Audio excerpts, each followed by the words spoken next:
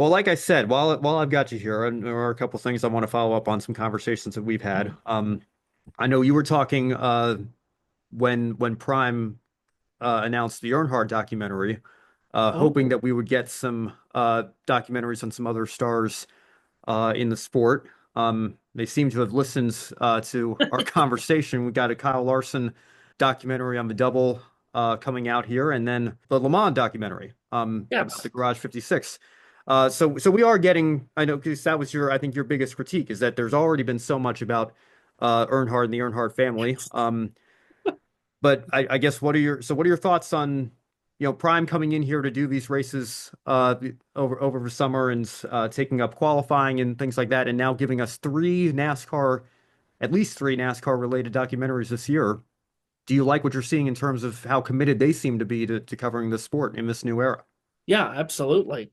The Larson documentary will be terrific.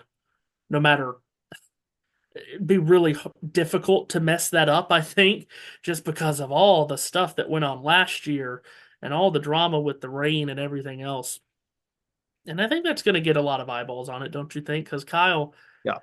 Kyle is the one guy that really transcends all forms of motorsports right now. Uh, he had a moment today at Indianapolis, recording this on Thursday, putting it in the wall off of turn one. But I think that's going to get a lot of interest from people. I'll be interested to see what the Le Mans documentary is about. I'm not sure how many people were asking for that, but I'm not going to turn it down. Um, I'll be interested to see what is this going to be a documentary more about just the process of getting the car there and what they were doing? Because as we know, they weren't racing anyone, right? So I don't know if they're going to be able to talk about much competitively speaking about that adventure. So yeah, I'll be interested to see what how that comes across. And again, the reason I bring this up, we're talking about Dale Jr. and the download and the Earnhardt family. Again, you grew up a massive Jeff Gordon fan. I think everybody that follows you on social media knows that. And I really love, obviously very sad news with John Edwards passing away, but I loved that story. I know that passed that along to you that Mike Davis shared about watching the two of them battle for 30th back in the day at a Fontana race. Um, but obviously there's a rivalry with Jeff Gordon and Dale Sr., and then obviously in the 2000s when Dale Jr. came along, and especially at the super speedway races, the fan base is going back and forth. So I understand you being a Jeff Gordon fan, why Jr. maybe isn't at the top of your favorites list. Um, but you said something that was interesting that I wanted to follow up with you on about how we have gotten uh, so many Earnhardt documentaries over the years that you don't think there's really much else that the common fan doesn't already know. I want to just ask you, I don't know if you saw another Mike Davis tweet that he put out, but Mike Davis said, and this is a guy that's been Junior's right-hand man for, I mean, my gosh, what, 20, 25 years at this point? He said there were things that he didn't realize in watching the documentary. I don't know if he got advanced access to it or just through trailers or what, but in the production of putting that together, if Mike Davis is learning new things about the Earnhardt family through this documentary, I would venture to guess that you and I are probably, is it a fair assumption that there will be some things that we'll learn as well? Well, you would certainly think so by that comment, but is it again? We've had so much. We've had movies and we've had We documentaries. have, we have. We've had so much. I just don't know what is anyone yearning for to learn. But to your point, maybe this, and I don't know, mostly because I haven't done a deep dive into it, but maybe this focuses more on the Earnhardt family as a whole rather than just Dale Earnhardt Sr. If that's the case, if that's the case, then we're definitely going to learn stuff that we don't already know. And I mean, listen, I understand why they're doing it. You put the Earnhardt name on something, it's going to get tons of reaction from people, especially being the fact that now Earnhardt Jr. is with Amazon in the role that he is. I understand why they're doing it. At the same time, I don't know if I need another Earnhardt documentary, but I'm sure I will watch. No matter what I say, I'm sure I'll watch and I'm sure I'll tweet about it and then make someone mad. Well, we'll see. I don't know. I think the comparison that I used just in conversation with you was I'm sure Michael Jordan's gotten tons of documentaries and press over the years, but then The Last Dance came out, and that was I mean that was such an in-depth deep dive 10-parter. Um, I think this don't quote me on this. I think it's a 4-parter this Earnhardt series that they're Okay. doing here. So not quite as much of a marathon as The Last Dance was, but maybe I mean again from what Mike Davis is tweeting here, it sounds like this might be that kind of deep dive into the archives here. And again, like I said, I did grow up a bit of an Earnhardt fan. He was never my number one. I think people know what AJ Allmendinger is kind of my childhood favorite. But I was like in terms of somebody who's a little more mainstream star of the sport, I certainly gravitated because I found Junior during the Cars movie. He had a cameo in Pixar's Mm. 2006 film. So and ironically enough, Jeff Gordon had a cameo in the later films as well. Um, so I'm very intrigued. I certainly am looking forward to it and planning to watch there. And again, think that there will be some things that come out of that might surprise a lot of us. I would like to learn a lot more about Kelly. Sure. She's the one that doesn't get talked about a lot. But listen to a lot of people talk about JRM, that's in so many ways that's her team. It is. Yeah. I would like to hear a lot about Kelly. That would be where my interest would lie because boy, she has lived through obviously a lot and done a lot within the sport that I don't know gets magnified a lot. Yeah. Have you read her book? Because that's what No. I haven't. I know that's still on my long list of books that I would like to read that I haven't Yeah. gotten the time to read. I have read Dale's Racing to the Finish book that came out about his concussion recovery and everything. And by the way, and that's something that I don't know if I've ever told you this, but I think you specifically have to appreciate Dale for a couple of reasons. If First of all, I think, and Kurt Busch to an extent as well. I think Dale and Kurt both being so open about their struggles with their head injuries and how it impacted the end of their careers. I think, and we just lost Jerry Petty this week as well, unfortunately. I think that has really played no small role in kind of amplifying the conversation around concussions in all sports really, but in motor racing in particular, and how the treatment for that has changed so radically over even just from the start of Dale's career when he had some in the early 2000s compared to the ones that impacted his Hendrick Motorsports tenure. So I think that's been important. That's going to be a big part of his legacy. But also, if Dale doesn't go get that weed whacker, and scan North Wilkesboro for iRacing because I know you love the fact that North Wilkesboro's back. I Mm. I don't know.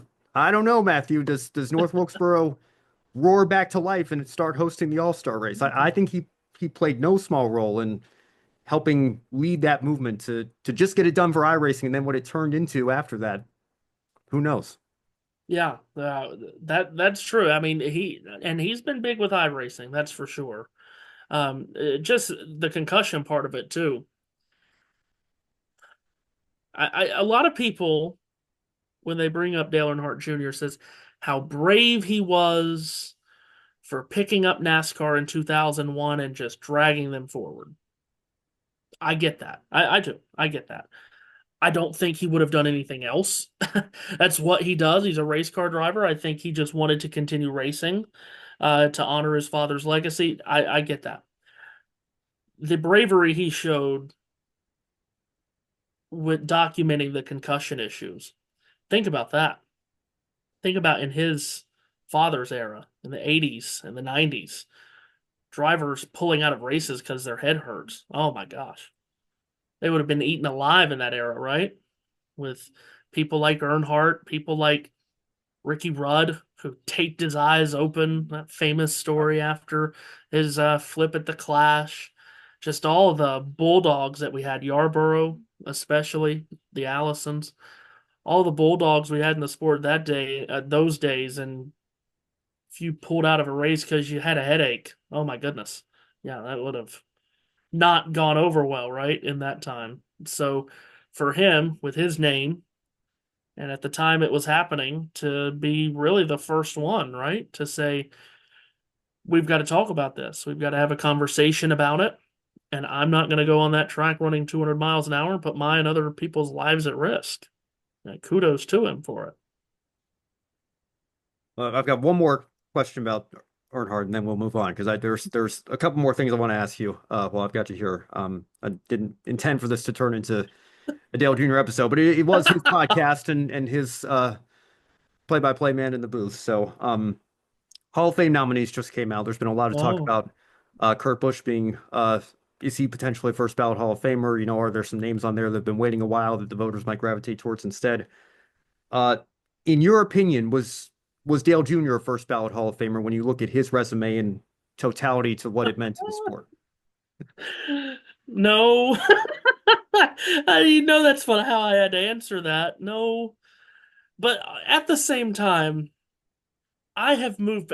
This is what growth is, Ben. I have Sure. moved past caring at this point about first ballot Hall of Famers at this point because the NASCAR Hall of Fame, which I love, I've been to, and Have I? I Yes. know you have as well.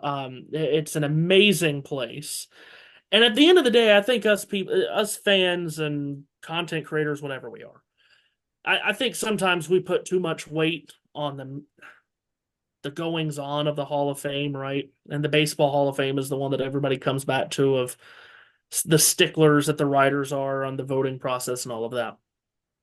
But I think we have created too much drama out of that process. NASCAR didn't get a Hall of Fame until so late, right? What year was it? Was it 12? 13? I think it broke ground in 2010 was first class, but I think it, Oh, 10. yeah, Okay. I think it broke Uh, ground in '09. The first nominees were announced in '09, but it probably was developing in the mid to late 2000s. Very good. So I was a little bit off on that. So NASCAR waited so long and it was so late getting a Hall of Fame that the first year it was like, well, we have to have Earnhardt, we have to have Petty, we have to have Bill France, and we have to have the and it was like, yeah, you've had so much history, you've had all these decades of history, and you've had have all these legends that we talk about with just such, looking at these people like they're superheroes. Uh, you wanted to get them all in right away, right? Well, then it became, well, we're letting a lot of people in this Hall of Fame every year, and now we're starting to run out of the superheroes, right? And now we're down to putting three in, but it's only two from the modern and one from the pioneer, and it's Yeah, it's I don't love how it's done. I yeah, will. I don't either. And it's the only Hall of Fame that I know of in professional sports where you don't have to have a certain percentage of the vote to make it in. It is the top two in the modern and the one from the pioneer ballot. Yeah, I don't know if I love that because now every year it feels like we're talking about, and I don't want to disrespect anyone. That's the hard part. I don't want to disrespect anyone that's given so much of their lives to the sport. But it feels like every year now we're talking about people that are fringe Hall of Famers. And I do think if you're members of the Hall of Fame has to be the best of the best. And I don't know if we're talking about that every year now, right? So to take it back to the Dale Jr. part, did I think he was a first ballot Hall of Famer? No. Am I bothered by it? No.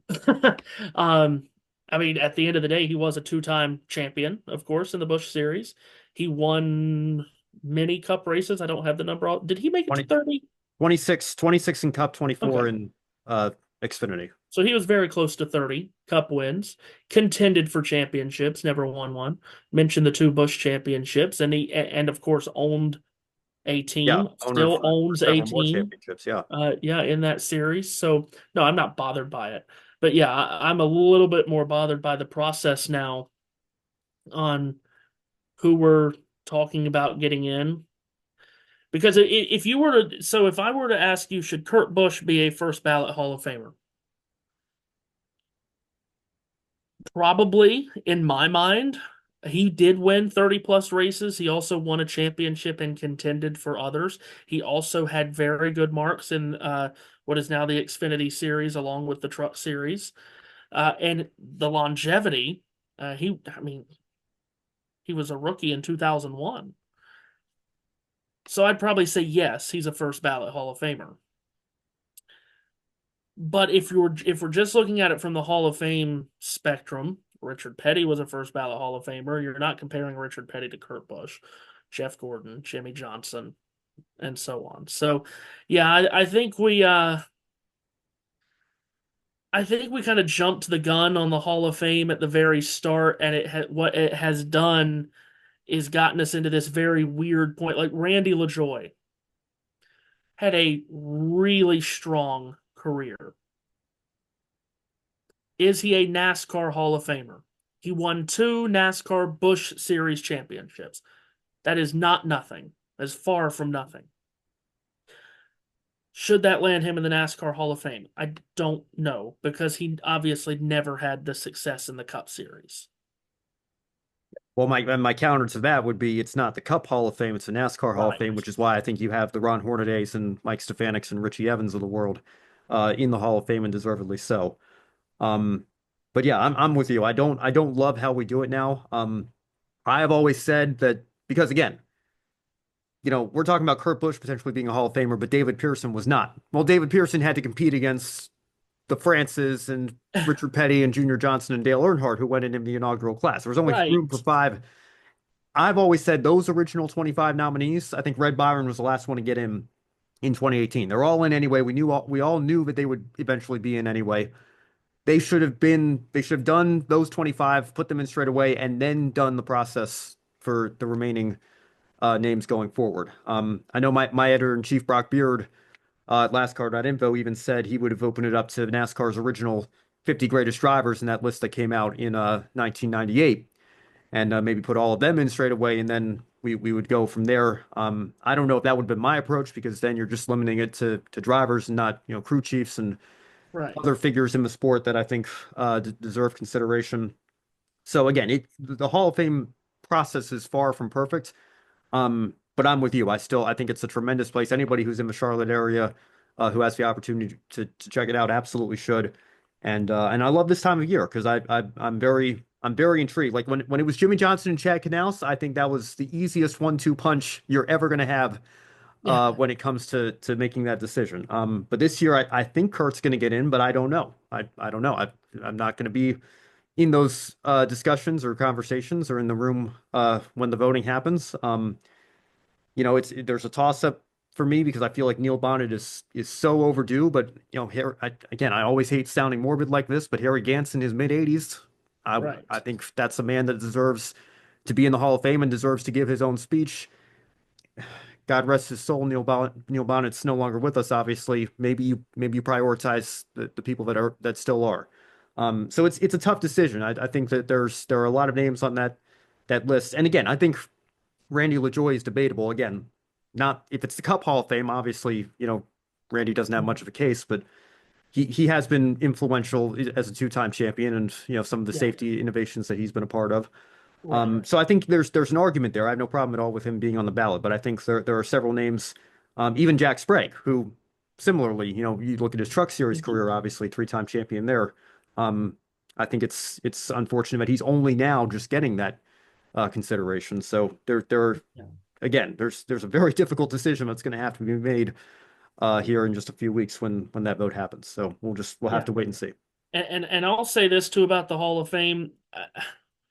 The drivers and the crew chiefs, they'll get in. The team members, they'll get in at some point. Everyone that's deserving will get in at some point. I want, unsurprisingly, because of the role that I play, I want to focus on a lot of broadcasters, a lot of media members. Sure. We do have Barney Hall and Ken Squire, of course. That was the Squire Hall Media Excellence Award. I was for years screaming and yelling and kicking on social media to get Bob Jenkins that award, and we did. And thank heavens we did. And that's my childhood. It's Bob Jenkins Yeah. um, on NASCAR and IndyCar as well. But there's no reason that we should not have Mike Joy have already gotten that award. I don't care if he's still active. Yeah. We to your point, not only do we need to get him in while he's still with us, I think it's perfectly fine that we get him in while he's still in the business. Chris Myers can throw it up to Hall of Famer Mike Joy in the booth. Mike Joy needs to be in that Hall of Fame yesterday. Um, Larry McReynolds, for Sure. everything Yeah. that he did as a crew chief and a broadcaster, absolutely should have a blue jacket. Um, that's and I know that I know it's different for me because I pay attention to sports media and broadcasting so much more than normal people do, but there are a lot of people that helped shape our memories of sports because of what they did behind a microphone. And Mike Joy should be in, as I say. I'll tell you another one that needs to be in is Eli Gold. And again, that would be another person that we need to get in while he can enjoy it and can go up and give a speech. Eli hasn't been in the NASCAR world for a long time, but he certainly was for a long time. And that's a guy who should be in the Sports Broadcasting Hall of Fame for everything that he did with Alabama football alone. But then to think what he did with NASCAR, he was in that anchor booth for MRN for such a long time with Barney Hall, made the transition to TV on TNN.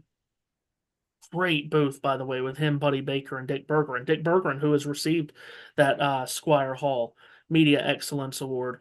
So that's almost where I am now with the Hall of Fame. Is I want those guys in, not only because they deserve to be, but I want them in while they can enjoy it, enjoy the honors, give a speech, because that's not nothing what they've done. That's for sure. Like I said with Bob Jenkins, goodness gracious, I grew up wanting to be Bob Jenkins. Yeah. Well, and again, just ironically enough, tying it back to Dale Jr., one of the people that he went in with was Red Farmer. Red Farmer had to wait until he was almost 90 to go in. Herschel McGriff. I mean, and again, Oh, Herschel McGriff's the youngest 95-year-old I know. It wouldn't surprise me if he took Richard Childress and Bill McAnally up on that offer, and we see him out there in a few years running an ARCA West race at age 100. But I mean, again, when you're in your mid 90s, you just you're I hate saying it because it sounds so yeah, bad, but it's true. You need like AJ Foyt, for example. And again, you can debate like of course AJ Foyt, Motorsports Hall of Fame, obviously did his NASCAR career, did he do enough in NASCAR to warrant the NASCAR Hall of Fame? I think that's a conversation that's worth having. But right. I did not love the fact that he got, I believe, second or third place on the Pioneer ballot the year, but he was on it and then didn't show back up. Now, if there was clear consensus, like if he finished in dead last of those five and got like 3% of the vote or something, then like that's one thing. But it seemed like there was enough of support for him to at least continue to warrant consideration. And again, if AJ Foyt just turned 90 years old, if there's anybody that has stories to tell in this sport that deserves to give his own speech, it's somebody like him. And so the fact that again, a new cycle has come out and he's not even there, is a little bit confusing to me. So again, that's all to say. I don't think again, I love that we have a Hall of Fame. I think it's important, and I think as somebody who values the history of our sport more than anything, I think that it's a great initiative that our sport has taken. But I do think there are some tweaks that we could continue to make the process a little bit better than it is. Yeah.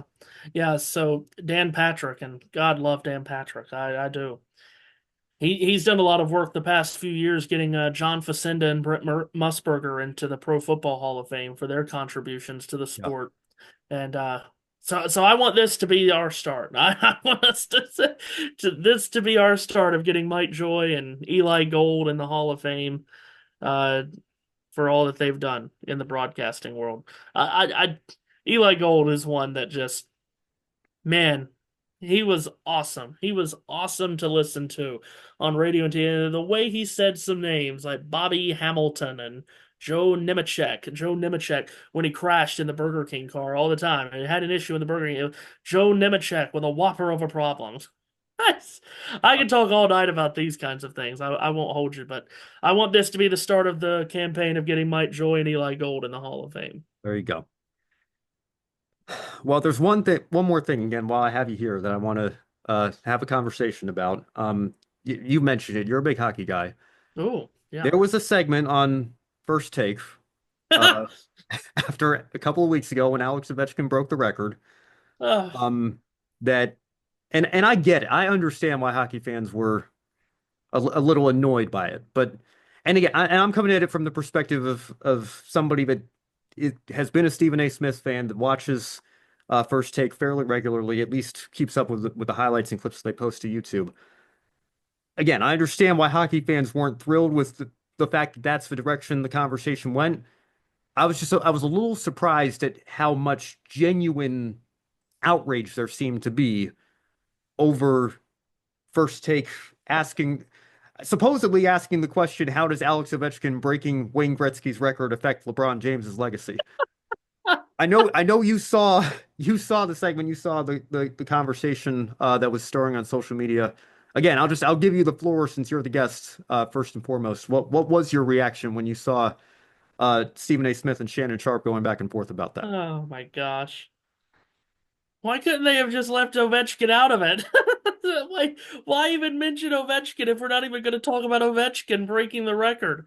Listen, I don't think anyone's turning to Stephen A. Smith and Shannon Sharp to get their takes on Alex Ovechkin. So I don't even know why it needed to be included to begin with.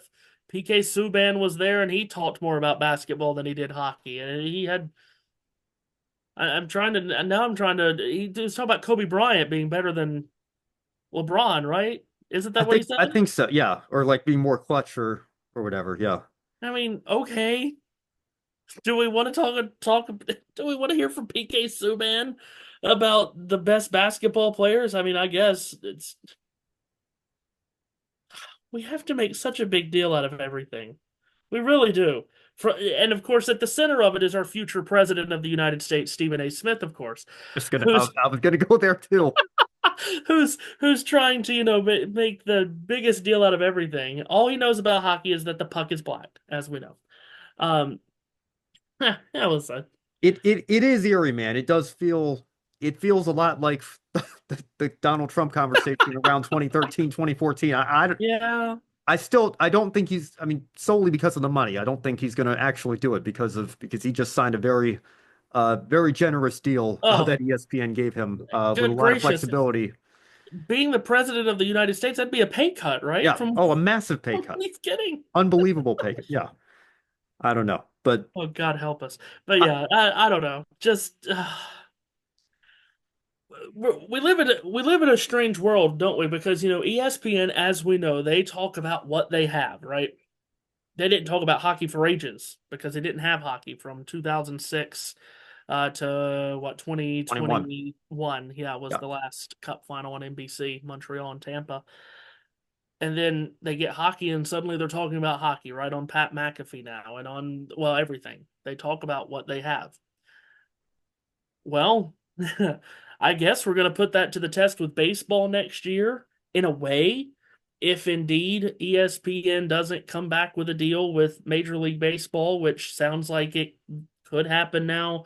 Um, that the wave of momentum on that has changed. But with that said, do they really talk about baseball now? I mean, they show highlights on Sports Center. I don't know how many people watch Sports Center anymore unless it's with SVP. That's me, huge SVP fan. Listen to the podcast. Oh my God, I could listen to that podcast daily. If you're listening, Scott Van Pelt or Stanford Steve, please make that a daily podcast. Um, but they don't really talk about baseball now. I don't think. Yeah. I can't remember hearing a Stephen A. Smith take about Shohei Ohtani, which is amazing because Well, Shohei Ohtani, I will say this, I know baseball people are going to freak out about this because baseball people freak out about everything. Shohei Ohtani is the greatest player ever. He is. No one can do what he does on the mound and at the plate and 50-50, and he's the greatest player ever. Accept it. And yet we don't hear Stephen A. Smith or Shannon Sharp talking about him, do we?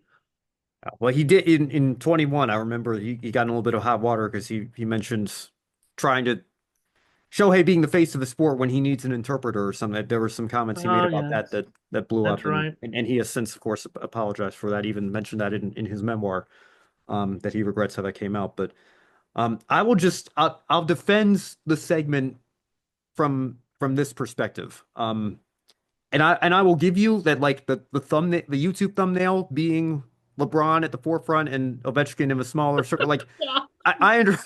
believe me, I get, but again, I get it from ESPN's perspective too, because First Take's audience is primarily football and basketball, and are they more likely to click on a thumbnail that features LeBron prominently or Alex Ovechkin? Like I get playing the clicks game with the thumbnails as well. I'm not saying I like it. I'm just saying it from Yeah. as somebody that is in that business, I understand why they did it. I don't love it, but I get it. But I think if you go back and watch the full whatever it was 11-minute clip that they posted, they do show the record-breaking moment. They show Gretzky Do. coming out there to congratulate him, and then PK goes on for 2 or 3 minutes just lauding and praising Ovechkin and saying that the significance of this record, and nobody ever thought that anyone would come even close to doing what Wayne Gretzky did, and just talking about how much of a history-making moment that is. So I look at it, and then of course they spend 8 more minutes bringing LeBron into the conversation, having a sports debate on a sports show. Like again, I understand Right. both sides of that perspective here, but I do think there is something to be said for I mean, you're much more in the hockey world than I am. I don't know what your thoughts are on PK Subban generally speaking, but I do think that he has been a valuable asset to First Take, and shows like Get Up as well to an extent as well. In this era where ESPN has the NHL rights again, because I remember hearing people would talk about that in the late 2010s when First Take was really continuing to take off.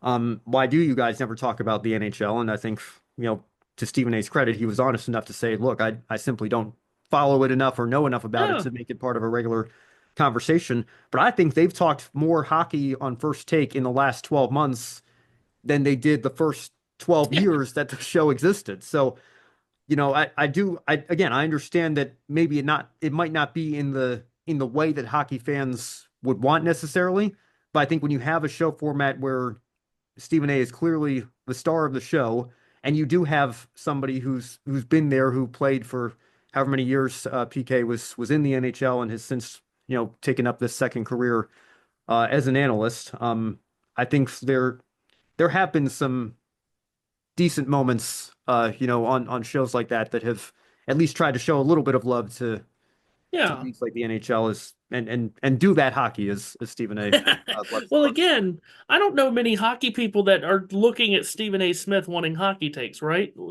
That would be Sure, that that's would be fair. like looking to me wanting WWE takes or WrestleMania or whatever in the world's going on. Just I don't have an opinion on it because I don't watch it. But where hockey people get really upset, and I will say I am one of them, is when First Take has Michael Kay on the show and they ask him which New York team wins a championship first. Yankees, Mets, Giants, Jets, so on. And he slaps his hand on the desk and he says Rangers. And then Molly Karam says, no, they don't count. That's when we get Yeah, upset. I yeah, I understand that. They could do a little bit of a better job there. And then Mad Dog goes on there either last year or 2 years ago, and they're debating where do you see more excitement? First round of the NBA playoffs or the Stanley Cup playoffs? And he says Stanley Cup, and Stephen A loses his mind. I mean, I guess you could be offended by that if you're a hockey person. But again, what do we think Stephen A is watching? First round of the basketball or the hockey playoffs? Yeah. By the way, I'm watching the NBA this season, which is a Yeah, that stunning, I was shocked. I can't believe how much you're tweeting about it. Asking me what my thoughts are. stunning turn of events that Yeah. I'm watching the NBA this season. But Yeah. Well, and I got to tell you, I've my supervisor at work here. I'm still I haven't gone home. I'm still in my work office, but she is a big WNBA fan, women's basketball fan, and I've always kind of casually because I love basketball. I don't care what level it's at, men's or women's. But I quickly realized, what I love doing is talking sports with my friends and my coworkers, and if I was going to do that, in this job now, I needed to pick up the WNBA. So I've been watching the WNBA. And I have come to appreciate what she has said about the NBA, the MNBA, as I think Rakia Jackson has been calling it recently. And what you've been saying for years is, and I've seen it, like I think the Lakers Grizzlies score was what, 94-85 the other night? If I Yeah, Lakers Timberwolves. Yes. Lakers Timberwolves, yeah, excuse me. Memphis, Minnesota, got that Right. confused in my head Yes. here, but yeah, it's like neither team reached 100 points. It's like it's amazing what happens when you actually have something that you're playing for and defense Yeah. actually matters here. You see all these score like you've seen some nights like a team scores 130 points and Oh, loses in regulation. Like, yes. I Yeah. mean, I love Steph Curry as much as anybody, but now everybody thinks they're Steph Curry and nobody guards everybody who thinks they're Right. Steph Curry, and so it is hard to watch. I have to admit, I can Right. understand why the ratings were down. And then it also doesn't help. You've got Boston out there, who is probably the deepest team, or at least the second deepest team, if you think Oklahoma City has more depth than them, which they probably do. And you watch that team with all that depth and all that talent, all they want to do is shoot 63s. Like, what are we doing? We don't need a 3-point shooting contest. And you can tell that it's trickling over into the college game. Good gracious, Florida and Houston. So many threes in the first half, and none of them were going in.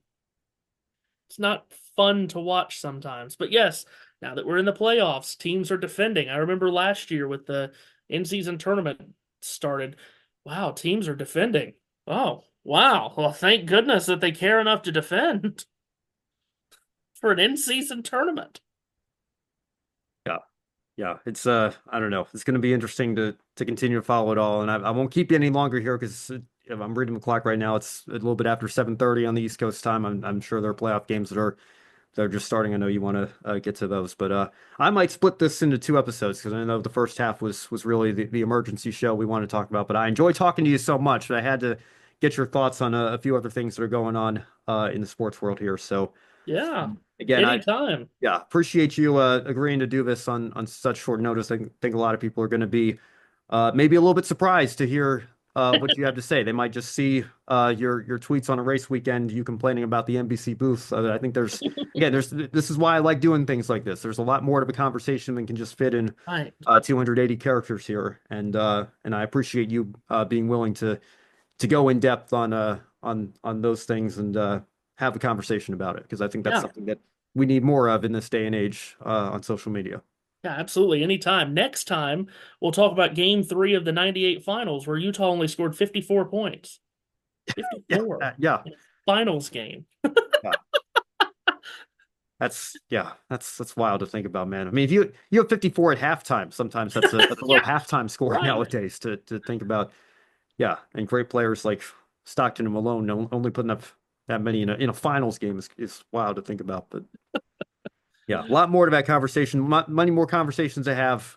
So I guess as Junior always says on his podcast, we'd love to have you back because there's always more to talk about. I know we're going to have you back at some point, and maybe not wait a full year of his time. I should do this more often. I forgot how fun it is to do these one-on-ones and No, review episodes of this show here. we said one time I was going to pop on, you were just going to throw names at me. And we were going to talk We about, we do you should like do. Tony I just Romo? Yeah. No. Yeah, well, and I know you're big. Again, we won't get too in depth here. We'll save this for the next episode. But again, I know like you talk about opinions that may be popular or unpopular. Um, you're not a Rick Allen fan in the booth at NBC. There were people that liked him. I know you're a huge Joe Buck fan, and I Oh, know there are certainly people that feel the opposite way about his job in the booth. Maybe not as much as in the 2000s with Fox. I think a lot of people have come around on Buck in recent years, but so many more conversations that I want to have yes. with you, and I'm looking forward to having those in the not too distant future. So, Can't Matthew wait. Owens, thank you again. It's been a pleasure. Absolutely. Anytime. Thanks.